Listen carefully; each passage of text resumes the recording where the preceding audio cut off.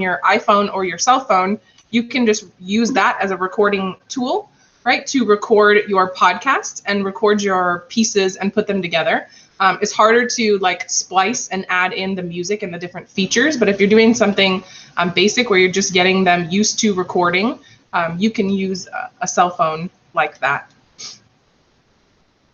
So I was going to show you this example that the teacher and I made. Welcome to our podcast super about basic. Arctic tundra. Today you will be learning about animals and plants that live in the Arctic tundra, what permafrost is, and why we should protect the Arctic tundra. We hope you learn a lot while you are listening.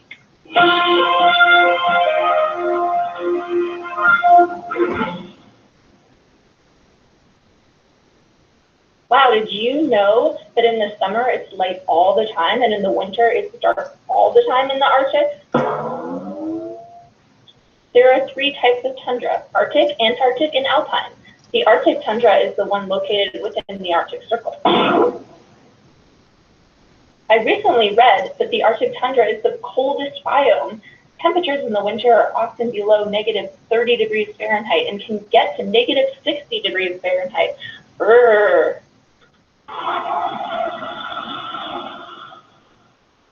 Plants that grow in the tundra often cluster together like they are cuddling. This helps protect them from severe winds.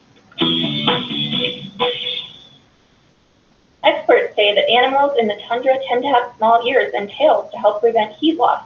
They also have big feet to help them walk on top of the snow like snowshoes. Some animals hibernate in the winter, others migrate to warmer places. If you love animals, you'll like to know that the largest animal that lives in the Arctic tundra is the polar bear. Some other animals that live there are Arctic fox and Arctic tern. Wow, because of the layer of soil called permafrost that stays frozen all year, very few deep-rooted plants like trees can grow there. Okay, so you get the gist there. So students used Soundtrap to record their podcast, and then they took the sound from their podcast and they uploaded it to YouTube in order to put the picture on, right? So it's not like a YouTube video, it's real just language behind. If you're using a phone, this stuff has to be added separately. Yeah. This video, they used Soundtrap. Or the audio behind it, they used Soundtrap. If you're using your phone, it's like going to be more basic of just a stop and go recording. It's harder to layer on the noise or the sound effects. So before I talk about this other example, I want to talk a little bit about Soundtrap. So Soundtrap is free and paid for, right? If the paid for version allows you to create classrooms where you can add your students. The free version is just a free account where students can work or anybody can work on creating a podcast, and then they can download that. I feel like the only benefit of the paid for is that you're able to put everybody in a classroom, so you're able to see what they're doing and contain the podcasts. But other than that, students can use Soundtrap to record with the free version, right? And then they can download it and they can upload the link, whether it is to YouTube with a picture, whether you just want them to upload their podcast to your Google Classroom or a Padlet, right? Or you can go greater, which Jordana mentioned earlier, and have them post in an authentic audience, right? So you can use, we'll talk about some free places where students can post their podcasts. I think StoryCorps has the option, Spotify has an option, Apple iTunes has an option, where they can get their podcasts to a greater audience. I'm going to play this little video. Soundtrap is a browser-based audio creation and editing program that you can use to create original music or podcasts. To begin, go to soundtrap.com, create an account, or log in with Google. If you've already started your podcast, you'll see it listed under My Projects, and you can use the Studio button to return to editing. To create a new project, choose Enter Studio, and then select Podcast. You can click here or here to create a track to record your narration on. If you recorded your narration in another program already, you could import that file using the option at the bottom of the window. But if you are planning to record in Soundtrap, click Voice and Microphone. You will be prompted to start recording right now, which you can do, or you can close this window and record later. Regardless, you will need to make sure you allow access to your microphone when you're prompted. I'll click Start Recording and will use my script to record a section of my podcast. I think it's easier to record in sections, but you can record the entire podcast in one take if you want to. When you're done, click the X to close the recording window. To preview your recording, click and drag this playhead around to preview different sections of your narration. Use Soundtrap's tools to easily edit them out. You can use the space bar to start and stop playback, or you can use the play and pause button. To add additional narration, click the red record button. That new recording is going to be added wherever you have placed the playhead. So be very mindful of that. If you have the playhead in the middle of existing narration, it's going to stick itself in the middle of it. It is pretty easy to rearrange your recorded segments later by clicking on them and dragging them around. And you can even highlight several clips at once to move them at the same time. I want to leave a few seconds of silence at the beginning of my podcast, so I'm going to drag all of my audio clips to the right so that they start about 5 seconds in. And the time markers up at the top here will help you arrange the items. If you make a mistake while recording your narration like I did, simply pause and then reread that entire sentence. Let's look at my example. Each person's part for your podcast. Even with a script, mistakes are inevitable. To remove my mistake, I first need to isolate it. So I'm going to put the playhead right before the sentence where my mistake happens. You need to click once on your narration to make sure it's selected, and then use Control-E to make a split in the section of this narration. You can also right-click and choose Split Region. Now I need to move the playhead after my mistake happens.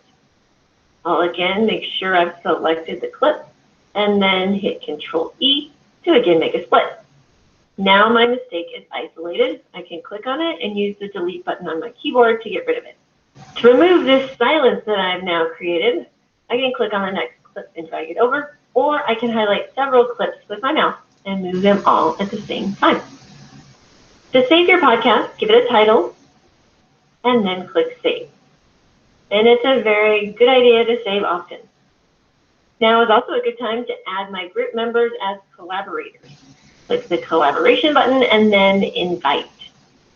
Enter your partner's Google account information, and then your partner will get an email with the invitation and link to this project. When you're working with someone else, you can either record on the same microphone or narration track, or you can. Okay, I'm going to pause it there because I'm not going to go through that whole video, but that video is in there for you. So as you can see, I'm going to drag this over here. As you can see, when you're seeing Soundtrap, correct?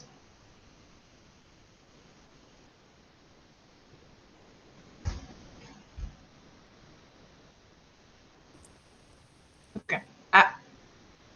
When you're in Soundtrap, right, it looks something like this, like the lady was showing in the video, that you're creating little chunks of text or little chunks of recordings. So that's another reason why when you use Post-it notes, it makes it helpful for students because they're recording a Post-it note at a time. Because like she said, it's inevitable that if you try to record it all the way through, a mistake is going to happen.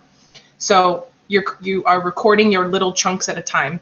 So if you choose not to use Jamboard and Post-its, right, you can also use Google Slides, and they're recording a slide at a time or a text box at a time.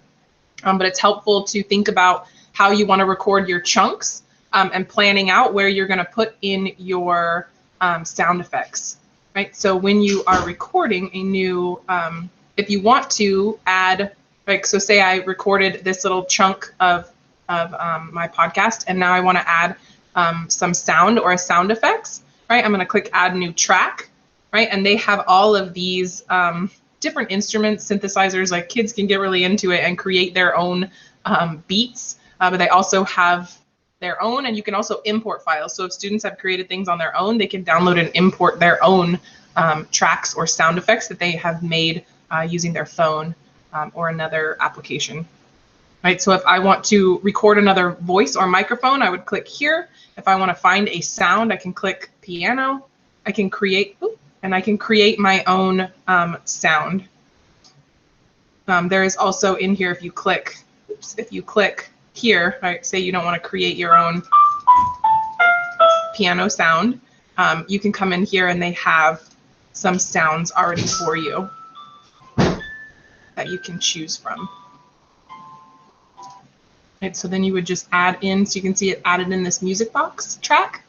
I can click it and then I can drag it around to where I want it. And I can choose to make it larger or smaller. So it's really easy. You're layering on your pieces. So one of your rows might be your recordings, your snippets, and then the next row might be where you add your sound effects. You might have a row of your interview data if you recorded interviews on your phone. So this is just a little brief overview. See how kind of it's pretty simple once you get in here and mess around with it. The other feature she showed was the collaborators. So this is really cool because students are not together in the classroom, but they can invite others to come. They can even invite, if they wanted to interview somebody from somewhere else, they can invite them here. You can do a live call, which is cool. So you can see people, a video or a chat, so it's live at the same time, like a Google tool.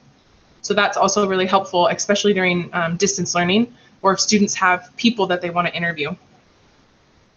And yeah, if you interview somebody on your phone, you can download it and upload it into, and then you can do, it would come in like a big long thing like this, and they would be able to cut it and get rid of things or splice it apart however they wanted to. That is just your basic overview of Soundtrap and some of the features that are inside of it. Let's see. We'll go back here.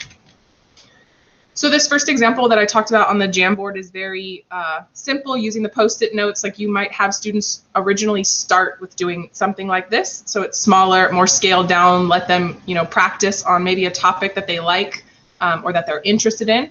You can make it bigger by using something like a Google slide HyperDoc, and feel free to take this. This is like a self-contained HyperDoc template for creating podcasts that you're more than welcome to take and use as you see fit. So depending on like the size of your podcast or how big you want this project to be, right, you can make it very small, something like Arctic Tundra, or something like students just answering a question, to something a lot larger.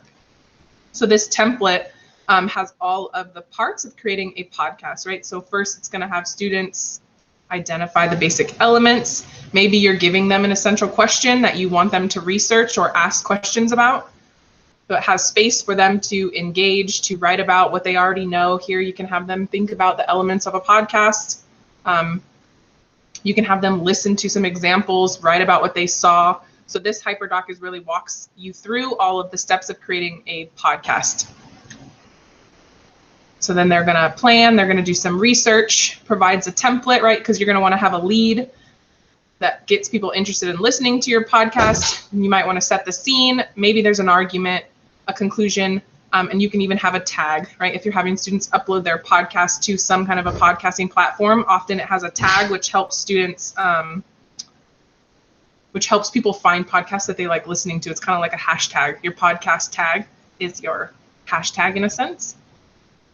So you have students plan what they're going to record. So in here you could add more slides, right? And maybe they record each part of the slide so that the chunks are smaller, because it's inevitable. Like she said, you're going to make mistakes. I made a podcast for one of my classes, and it was quite long, and it took a long time. You think you have like a script and you're going to record it, but you're going to stumble over your words. You're going to listen to it. You're not going to like it. So it does take some time. So oftentimes you also have your show notes, right? So this is where when you open a podcast, you will often see the entire script of the podcast. So if you want to have students practice transcribing, you might have them elaborate and transcribe their podcast, right? For other people that might have hearing impairments. So this template, feel free, like I said, use. The last part is publishing your podcast. So you're going to want to think about where you want students to publish. Do you want them to just post the link in the Google Classroom on a Padlet? Do you want to keep your podcast, within the confines of your classroom? Maybe you're going to have other students listen to each other's podcasts. Or do you want to publish your podcasts on the internet, right? And so you can use things like Google Sites. You can have all your students upload their podcast to a Google site. Again, you can use Spotify to upload your podcasts. You can have them convert it to a video file with some images and upload it to YouTube. Or like I said, keep it within Google Classroom. So you're going to want to think about how you want to publish your podcast. There's some additional resources here on this page. The template is linked in the slides. I'll put it in the chat too. So like I said, you can start small using something like Jamboard, recording on your phone, or just recording a basic podcast. Or you can go more detailed, use something like a Google Slides, Hyperdoc, where they're researching over time and practicing larger scale podcasts. So we watched this. What do we have next? So Soundtrap. In the sandbox, you'll have some time to get into Soundtrap and log in. When you go to soundtrap.com, you can also download the extension. And this is like the extensions slam. I don't even think I have the extension on my main list. If you have the extension, you can click on it and it will take you right to Soundtrap. Other than that, when you get to soundtrap.com, you're going to want to log in with Google. They will give you 30 days free trial of the premium. Like I said, the premium really only allows you to import a classroom. So you're able to watch or see all of your students' podcasts from there. If you want to start a collaboration, or if you just want to upload audio, there's options when you first log in. Like I said, add a new track. It's really helpful when you're recording to record with headphones because it helps background not have as much background noise. So suggest to students recording with headphones that have a microphone will cut out background noise. Good thing about podcasting too is that you get to go back and cut out all of those ums that maybe you say. I feel like I say that a lot, which is. And when you finish your podcast, you're simply just going to export it. So you can export it as an MP3 or other files. So it would download on the student's Chromebook or computer, and then they're going to upload that link to wherever you would like them to publish it. There is a mobile app for students. There's a mobile app as well. Yeah.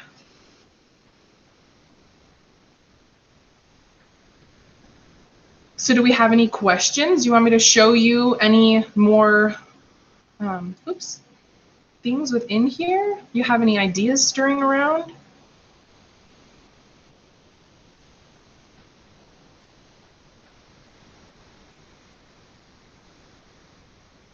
You tired?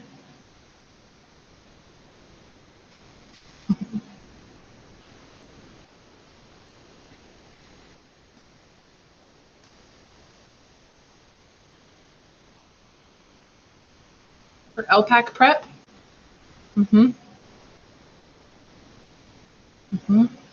Yeah, the mobile app would make it easy for students to record their chunks and edit. It's interesting how my daughter, she wanted a desktop for Christmas, so she got a desktop, and she doesn't know how to use it. Like, they're so used to using their laptops or their phones that it's like using a desktop is unique to them. I'm like, now you can use this for your schoolwork. It'll be so much easier. And she's like, no, I'd rather use my phone. Okay.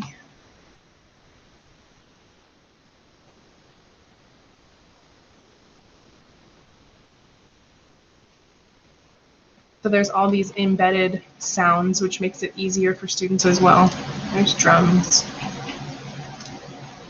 You can also find free sounds on the internet that you can download and add in. I think Ben Sound is one of the places that has free sounds that you can download.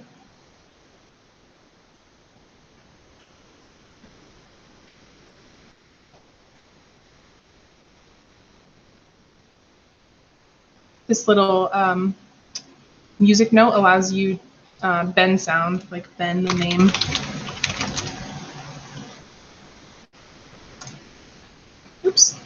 little music note allows you to search for sounds. So if there's a sound, like if you wanted to find a chime or a bell, you can easily search for different sounds. And then they have different, right, if you wanted a EDM sound. Birds and wind chimes. They also have, some that are free and some that are not free. Not free. I lost it.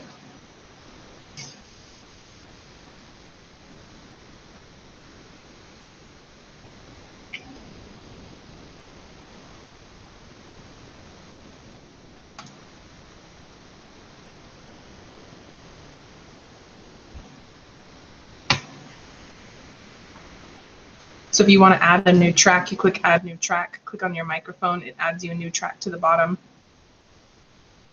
Then I can record my sound.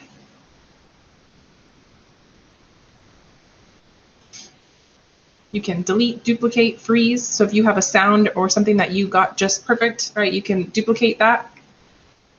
Students would have access to just the free version, yeah. So this is the free version, what I'm showing you now.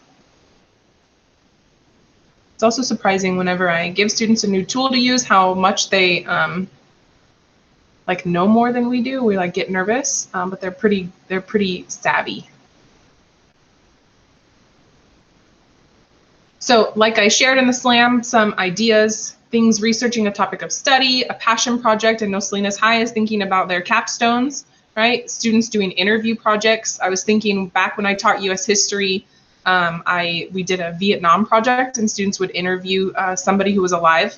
And I was thinking, wow, if I would have done this like before, you know, when I was teaching US, that would have been really cool to have them record and create podcasts about those interviews. Classroom broadcasts. I've seen some elementary schools do classroom broadcasts that they send out to parents, like announcements. Book reviews, storytelling.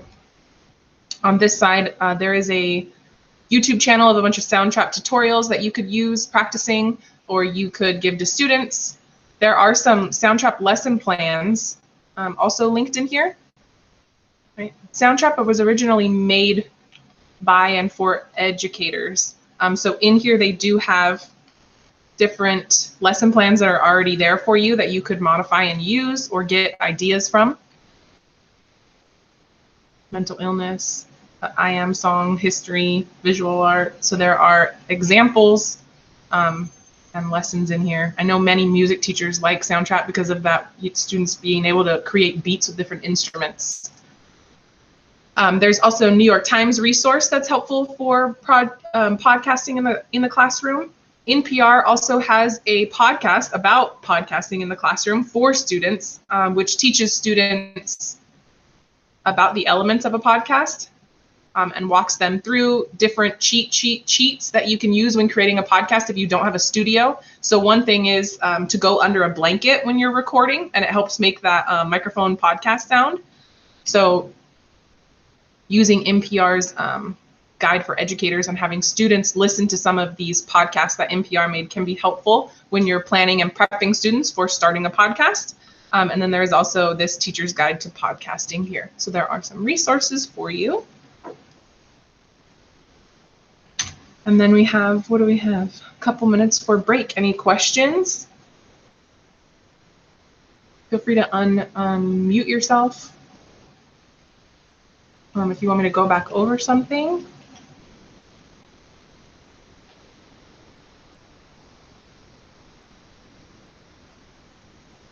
So hopefully in the, like I would challenge you during the sandbox to get in, create your free account, and just click around and try recording some pieces.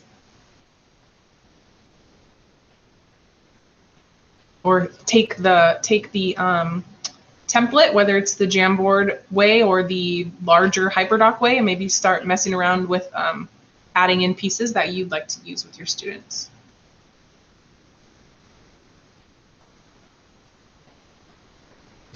Yeah, 30-day free trial you can do, and it will expire, and you'll still have all the access. The really only thing is it lets you create a classroom.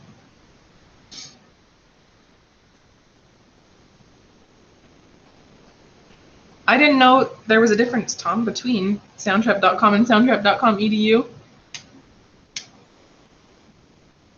Yeah, I think the only difference I see is like it gives you an option to enter a faculty email or invite code, but I don't think that's how we should do it, right? So I'm just going to start on the basic site. Thanks. Yeah, imagine Soundtrap EDU might be like the premium version where you enter your code if your school has bought Soundtrap.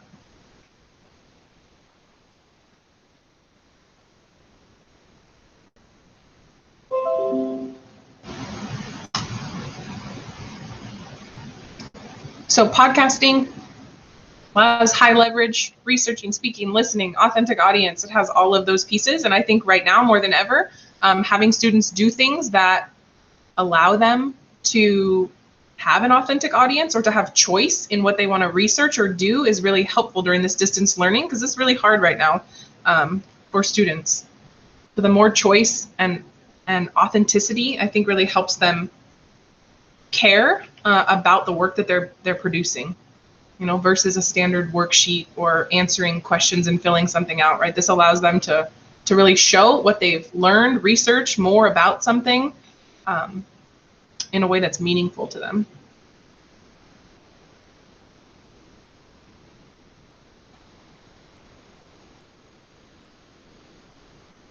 If I was having students listen to other podcasts, I might have a set of questions that they're answering. You could even have students come up with, create their own graphic organizer for their podcast.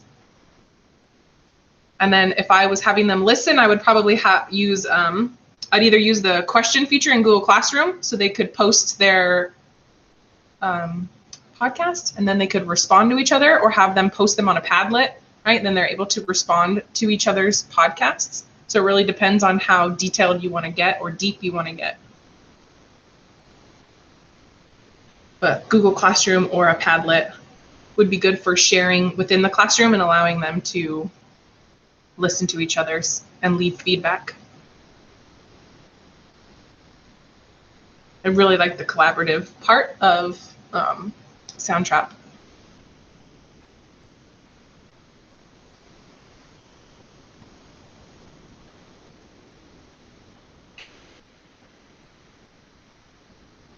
Have you, Brianna, have you used StoryCorps in the classroom?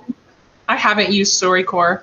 I feel like, but I did talk with somebody last semester who used StoryCorps, but I can't remember who it was.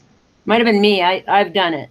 You've done it? I feel like I think Amber has maybe also done something with StoryCorps. Yeah, she has. For Thanksgiving. For Thanksgiving, I do the Great Thanks, whatever it's called. The Great Listen or something like that. Yeah. The Great Thank You. They find a relative, usually a grandparent, interview them, and then it gets posted up to the Library of Congress, which is really cool. Yeah. They think that's like super cool. Yeah. StoryCorps is another one I think that is pretty easy to use. And I'm pretty sure Amber's used it. Yeah. Yeah, because StoryCorps gives them prompts, right? And then they can just record it. Yeah, it's very intuitive. It's like boom, boom, boom. Nobody has an issue with it. Works really well. Yeah, that might be a place to start getting them used to it before you put them on a bigger platform. But students really do love that authentic audience. I know that when I've had students blog or keep blogs throughout the semester, like they get really excited when other people comment on their blogs that they don't know, right? Like a stranger looked at my things. I had students interview alumni last year for the 100-year celebration at Salinas High as capstones, and we had a couple of famous alumni. One guy is the director of the documentary on Mr. Rogers. So a student interviewed him, and he was in Hollywood, and he played it, and it was very cool. It was a real world connection for the student. Yeah, that's a cool project. Yeah.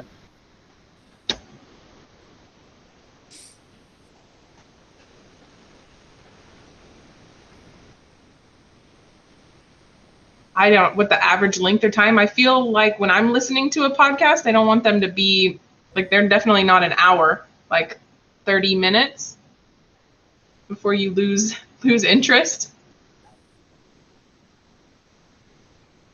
20 minutes.